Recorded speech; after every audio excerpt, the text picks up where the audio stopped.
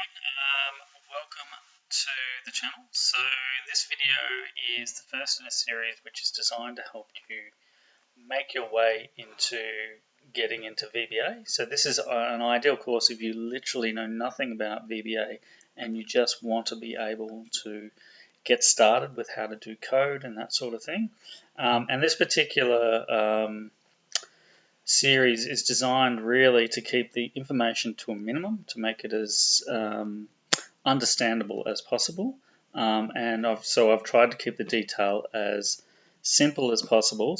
But if you want something that's more detailed, that has more information and includes things like preset code and that sort of thing, so like a list of code, you can check out our website at Bernie's Learnings, where there is a paid course that you can do. It's still relatively cheap, and I'll also leave a link for it in the description. Alrighty, so to get into it, the aim for today, the aim at the end of this course is basically that you can do basic coding where you can manipulate things on a spreadsheet, which means that you will get introduced to things like message boxes, user inputs, how to use variables, and how to do loops and stuff like that. But as I said, the aim is to keep it really at a minimum level, just to get you in there in the first place, to make it accessible to everyone. All right, so to start things off, let's start by getting your Excel in a position where you can actually do code. So if you have a look at my spreadsheet setup with the ribbon across the top where my cursor is currently going, you'll see that, and it will depend upon your particular software, but if you haven't been using any of the developer functions or macros, it's very likely that you won't have a tab called developer, which is what you need because it has all of the information on where to go to get stuff.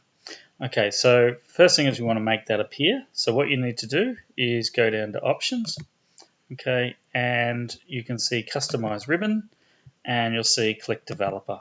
Okay, so this may or may not be a step that you need to do. Once you do that, developer will appear, and you'll see that it has a whole heap of things about macros, so we know we're in the right space.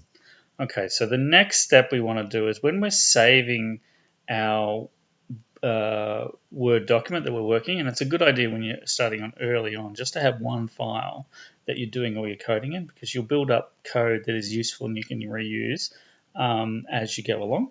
So the first thing is to make sure that you save a copy of your file. Now I've already done it for this particular one as a macro enabled worksheet, and the reason you need to do that is that if you don't, it won't let you hold your VBA code. Okay, so once you do that, just save it somewhere. Okay, so in this particular case I'd already saved this file. So okay, and once we have that, then we've got the file set up. The next thing is we want to go into Visual Basic. Okay, so there's a little cursor there, and we can hop in, and you can see this is the environment in which you actually do your programming. So we'll talk a little bit about what all the bits and pieces are, but before we do that, the other thing that you might want to consider is that if you open Visual Basic, you'll often get it opening up like that. And the easiest way to code, particularly early on when you're doing lots of testing going back and forth between the screen, is to have your screen split. The best ideal way to do that is to have two separate screens on your computer. However, if that's not an option and you just want to do it in a single screen, what I would highly recommend is to split your screen. So the way that you can do that is you hold down the Windows key, which will be on your keyboard down the bottom, in most cases on the bottom left-hand side of your keyboard, and then push, when it's held down, push the arrow. Okay, so I've just pushed the arrow to the right, and if I do it to the left, it depends on what side where you want to place the code. Okay, so now we can do that, and then I can put my second sheet here, and so I can now see both areas. So I'm going to move this across a little bit in my particular case so you can see what's going on. The second thing that sometimes happens with beginners too is that you'll see that this is sort of your project, right? With all your different stuff in there, with all the different sheets and that sort of thing. And basically the main area where you keep code, there are several places you can keep code, but just to keep it nice and simple, is to keep it in your modules. Now, if you can't see this particular window, what you will need to do is just click View, I think it's Project Explorer, and this window should come up. Okay, and then secondly, if you don't have a window on this side, where the general is, so on the right-hand side of the screen, what you need to also do is you need to insert a module. So if I insert a module, I've already got 2 modules there. It will create a new area to code. So you'll see that I have actually 3 areas now that I can place code. Okay, so I normally do it in modules, and that's what I would recommend that you do to start off with. Okay, so having did that, we're now in a position to be able to do our first little bit of code. Okay, so the first thing we want to do is whenever you create any new macro, you've got to put in the line sub and whatever the name of the macro is.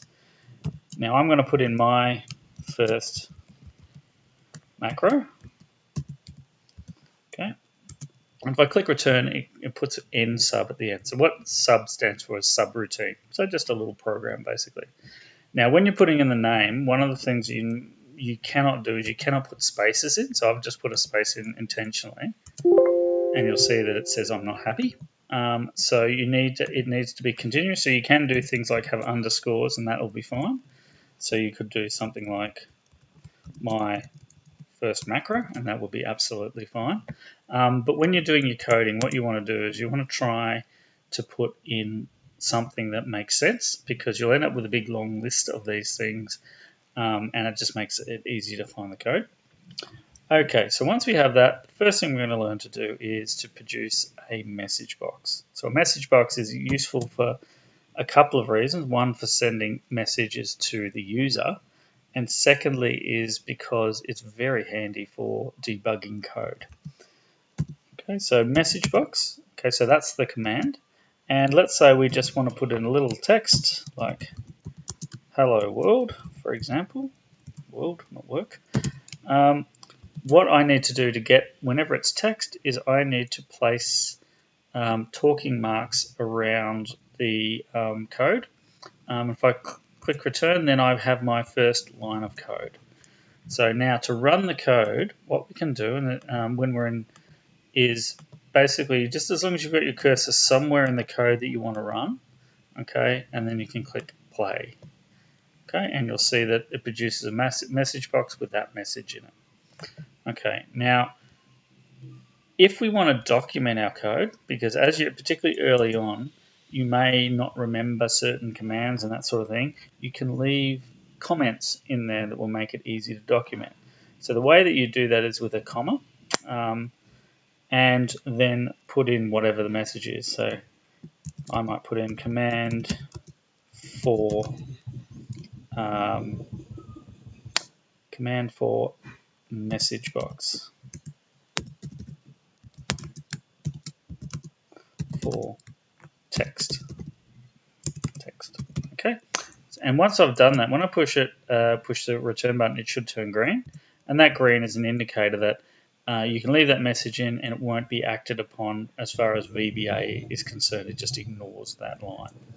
Okay, so once we have that, we've got our first code. Now what we might do is show you a couple of other rules around MsgBox so you kind of know how MsgBox sort of works. Okay, so I'm going to take the same thing, and you'll see me do this heaps. I might actually take the whole lot. I'm going to take a copy of the code I already have, and then I'm going to modify it. So that's really the best way that you want to do these things. So for this one, now I want to show a number. Now in the case of a number, you can do that, but that will treat, the program will treat that as text rather than a number. So if it's a numeric number that you can do a calculation with or something, you don't actually need to put talking marks around it. You can just display it. So now if I push play, I'm going to have hello world followed by 1, and they'll work fine. Okay. Now, if we have the occasion where we want to show 2 messages combined, so let's say we have 2 pieces of information that we want to show, what we can do is that we can combine these couple of things. Okay, so again, I'm going to use my So I'm going to put change my comment. I'm going to have for a text and a number, for example. Okay, and then what I'm going to do is hello world, and the way that you connect text up is you can, and I'm going to leave a space at the end, is you can put and then I'm going to just put in 5. So I should see hello world 1, then hello world 5 as the 3 things that should appear on the screen when I run this. Hello world, then I should see 1, and then I should see hello world 5. So that's kind of a way where you can combine different text, and you can also do things like, for example, if I wanted to have hello world and then I wanted to have a space between the two and then an and for the button, which will give me the same result, that will work as well. So you can keep adding ands as you go.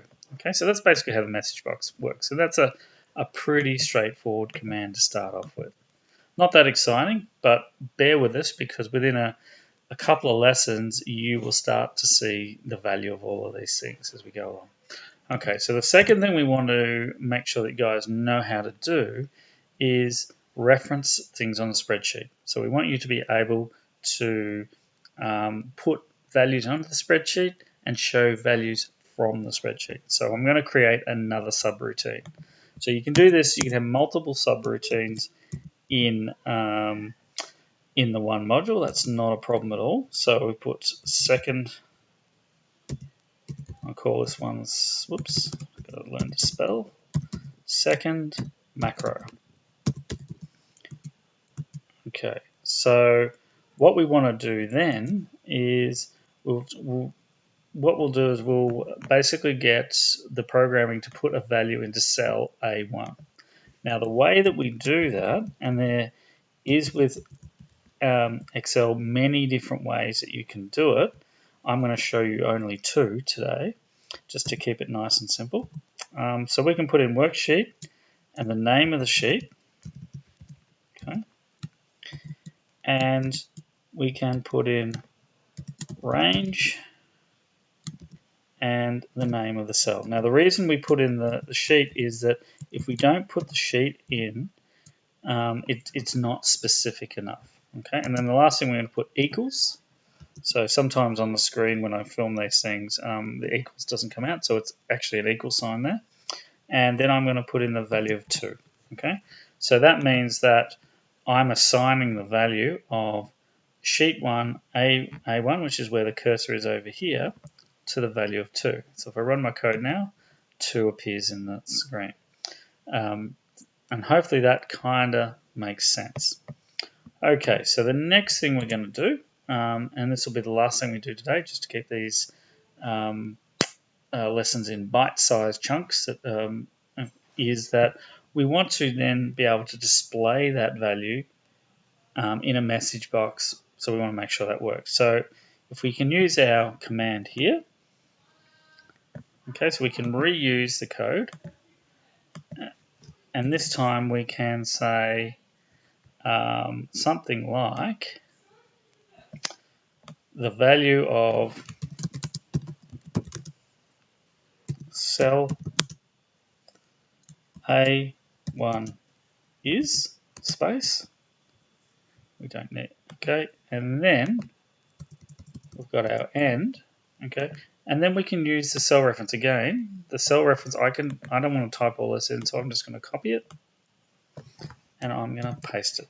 Okay, so when I do that, what should happen is I'll get a message box which tells me the cell A1 has a value of 2. So essentially when you're doing this, what you're basically doing is you're getting it to put the value, that whatever value is in that cell. So and the advantage of doing this is if I change this value here, okay, and then I repeat the macro, it's dynamic. It just picks up whatever value is there, okay? So, and when you're thinking about coding, you always want to think in terms of dynamic code that will adjust for changes on the spreadsheet and that sort of thing, which we'll get into a little bit more as we go along.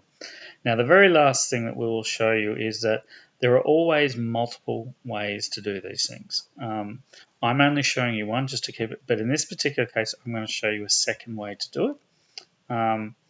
And that second way, and I've got it here, I'm very lazy, I will show you a second sort of, it's almost exactly the same command, but it's just structured slightly differently. So this time it's got cells, range, so sheet 1, cell 1A, okay?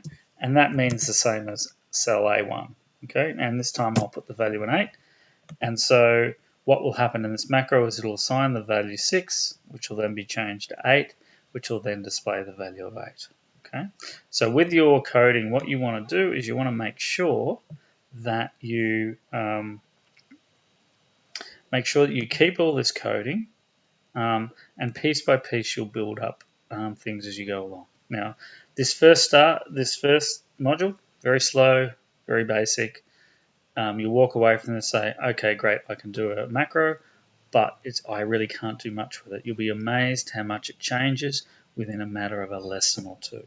Okay, so I hope you found that useful. Jump on, watch the next video in the series, and hopefully by the end of it, you'll be coding like a pro. Okay, guys, thanks very much, and we will see you next time. Cheers.